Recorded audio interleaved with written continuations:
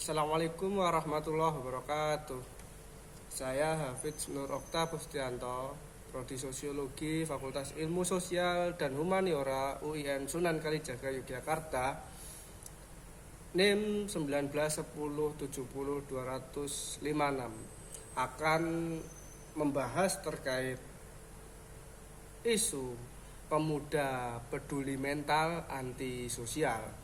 Nah, jadi belakangan ini dalam situasi pandemi saya melihat terdapat masalah-masalah. Salah satu masalah yang saya anggap cukup serius tapi disepelekan, yaitu masyarakat yang sudah mulai anti atau luntur dengan sosial. Nah, sebelum membahas terkait masalah tersebut, saya ingin membahas dulu terkait apa itu pemuda. Nah, pemuda ini bila dilihat secara fisik, yaitu orang yang sedang mengalami perkembangan, dan secara psikis itu sedang mengalami perkembangan emosional. Nah, sehingga pemuda merupakan sumber daya manusia pembangunan baik saat ini maupun masa datang. Sebagai calon generasi penerus yang akan menggantikan generasi sebelumnya, menurut pandangan saya, pemuda harus memiliki karakter dan kemampuan yang baik di berbagai bidang. Nah, kemudian apa itu individualis ya? Individualis menurut KBBI, Kamus Besar Bahasa Indonesia, paham yang menganggap manusia secara pribadi perlu diperhatikan kesanggupan dan kebutuhannya, tidak boleh disamaratakan. Nah, jadi individualis ini tidak mau disamaratakan, hanya mau kepentingannya sendiri. Dia menganggap kepentingan sendiri ini di atas segalanya, gitu ya. Kemudian paham yang menghendaki kebebasan berbuat dan menganut suatu kepercayaan bagi setiap orang. Paham yang mementingkan hak perseorangan di samping kepentingan masyarakat atau negara. Nah, jadi individualis ini sangat di atasnya egois ya. Jadi ini hanya mementingkan kebutuhan pribadinya saja, bahkan di atas segalanya. Maka pada poin pertama tadi itu tidak mau disamaratakan. Jadi dia menganggap dirinya itu di atas segalanya, seperti itu. Nah, kemudian paham yang menganggap diri sendiri atau kepribadian lebih penting dari orang lain. Nah, jadi dari ketiga itu dapat disimpulkan bahwa individualis itu tidak mau disamaratakan, kemudian menganggap dirinya itu di atas segalanya dan lebih penting dari segalanya, seperti itu. Nah, kemudian kenapa sosial itu penting gitu loh? Sosial itu penting kenapa? Karena manusia itu makhluk sosial. Jadi manusia hidup tidak bisa lepas dari sosial, tidak bisa lepas dari manusia yang lain. Kita butuh tolong menolong, bantu membantu, bahu membahu gitu ya. Apapun itu, bahkan ketika sudah meninggal gitu ya, itu kita tetap memerlukan orang lain untuk merawat jenazah kita. Nah, ketika sosial ini dilupakan, maka akan sangat berbahaya. Justru yang tadinya ingin memperhatikan mental dirinya gitu ya, bahwa menjadi individualis, tidak ingin disamaratakan, kemudian menganggap dirinya paling penting, kemudian menganggap dirinya di atas segalanya gitu ya. Tapi kemudian justru itu yang akan merugikan dia. Ketika orang itu susah, ketika sudah menjadi anti sosial dan menjadi individualis, dia hanya mementingkan dirinya sendiri. Sesungguhnya orang itu sedang merusak mentalnya sendiri gitu. Kenapa? Karena mental dan sosial ini tidak bisa dipisahkan, bukan suatu hal yang terpisah dan tidak untuk memisahkan gitu ya. Tapi dua unsur yang saling menguatkan, dua unsur yang saling menyatu gitu ya, bahwa kita memang memerlukan kebutuhan diri sendiri ya, menjadi individu, tetapi bukan kemudian untuk meninggalkan, melupakan sosial gitu ya.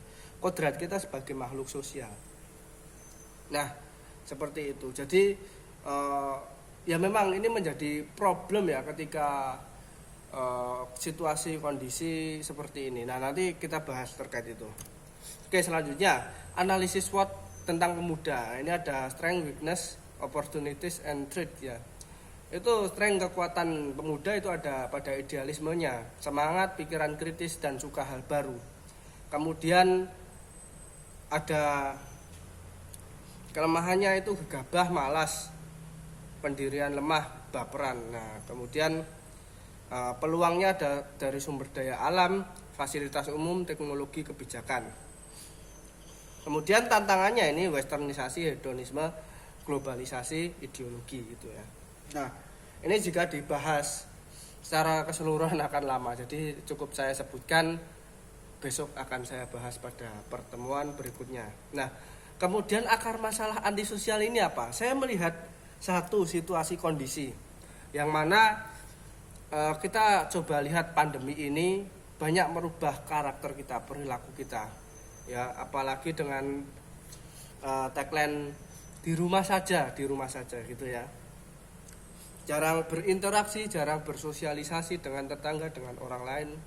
Kemudian lingkungan. Yang kedua ini lingkungan. Bahwa lingkungannya ini tidak mendukung pemuda untuk bersosialisasi. Misal angka pemudanya sedikit, presentasenya, kemudian atau lingkungannya yang tidak bisa bersosialisasi seperti di perumahan dan lain sebagainya gitu ya. Kemudian edukasi, bahwa yang terpenting ini dari keluarga, membentuk karakter anaknya menjadi makhluk sosial yang baik itu seperti apa. Nah, kemudian psikologi. Kenapa psikologi? Mohon maaf, dalam ilmu pengetahuan kita perlu berdialektika gitu ya. Kita perlu belajar, menggali, mengakui ya suatu hal yang sekiranya itu bisa untuk didiskusikan ya. Jadi kenapa psikologi? Karena memang belakangan ini orang-orang yang bergerak di bidang psikologi ya, saya menyebut ilmu itu komoditi bagi penuntutnya, bagi pembelajarnya gitu ya. Bagaimana ilmu ini menjadi nilai jual dalam mencari uang. Nah, psikologi banyak sekali ya acara-acara yang itu terus menggembar-gemborkan, mengkampanyekan tentang mental ya. Tapi di satu sisi ya saya melihat ini menjadi memang baik ya, memang baik, tapi menjadi sebuah ancaman tersendiri. Kenapa? Karena dengan seperti itu, apalagi narasi-narasi yang diberikan itu luar biasa ya. Perhatikan dirimu dulu, perhatikan dirimu saja, itu bukan urusanmu, urus saja dirimu dan lain sebagainya. Ini sangat berbahaya, ini sangat berbahaya. Nah, iya kalau orang itu memiliki kemampuan, kalau tidak ini kan butuh orang lain, dan semampu-mampunya kita tetap membutuhkan orang lain gitu ya. Semampu-mampunya kita tetap membutuhkan orang lain. Nah, kemudian solusi yang ditawarkan, yang saya tawarkan itu yang pertama ada sosiologi ya, atau ilmu sosial. Ini sangat-sangat perlu. Kenapa? Karena memang kita harus mengembalikan fitrah kita, kodrat kita sebagai makhluk sosial. Kemudian disosialisasikan pentingnya sosial. Kemudian kita lawan juga dengan edukasi dan kebijakan. Ini negara sepertinya kurang serius ya dalam mengembangkan sosial. Yang terus menjadi fokus itu hanya ekonomi, politik, dan ya memang mungkin sosial ini tidak memberi banyak keuntungan secara finansial ya. Tapi sebenarnya jika sosial ini hancur ya semuanya akan hancur, karena ketika semua orang menjadi individualis, bisa dibayangkan ya Bisa dibayangkan hidup ini seperti di alam liar, memakan atau dimakan gitu ya. Jadi ketika semua orang mementingkan kebutuhan individunya, tidak menganggap orang lain itu penting, tidak mau disamaratakan, ini sangat berbahaya, bahwa semua akan saling membunuh, akan saling bersaing dengan cara-cara yang semaunya, seperti itu. Nah, demikian sekiranya dengan analisis gejala sosial isu terkait pemuda peduli sosial anti mental. Nah, semoga dengan video yang tidak lama ini, dengan video yang singkat ini, bisa menyadarkan kita kembali bahwa kita manusia hidup sebagai